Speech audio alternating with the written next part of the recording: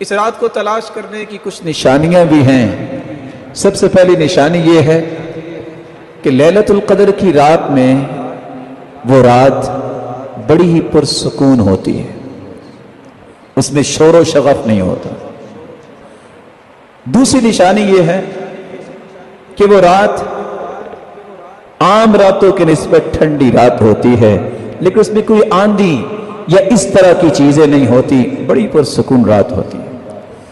تیسری نشانی اس رات میں روشنیاں ہوتی ہیں، لیکن آج کل کے ماحول میں اس کا اندازہ میں اور آپ نہیں کر سکتے۔ جہاں بلب اور اس طرح کی چیزیں ہیں، وہ جگہ جہاں کوئی بھی لائٹ کا بندوبست نہیں، اس کا نظارہ وہاں کیا جا سکتا ہے کہ فرشتوں کے نزول کی وجہ سے اللہ ذو جلال نے زمین پہ کیسی روشنی کی ہے۔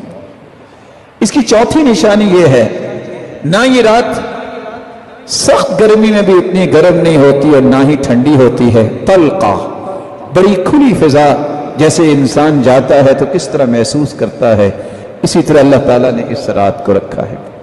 اس کی پانچویں نشانی یہ ہے، جیسا کہ بعض صحابہ کو خواب میں دکھا دیا گیا، کچھ نیک لوگوں کو اللہ خواب میں دکھا بھی سکتے ہیں کہ فلاں رات یہ لیلۃ القدر کی رات ہے، اور اچھے خواب یہ مبشرات میں سے ہے۔ وہی تو ختم ہوگی ہے، اچھے خواب باقی رہ گئے ہیں۔ اور بعض علماء نے لکھا ہے کہ اس رات میں جو قیام کرتا ہے، جو لذت اس رات اسے محسوس ہوتی ہے، وہ دوسری راتوں میں محسوس نہیں ہوتی۔ لیلۃ القدر کی نشانیوں میں ایک نشانی یہ بھی ہے کہ جب اگلے دن سورج نکلتا ہے تو اس کی شعاعیں اتنی تیز نہیں ہوتی۔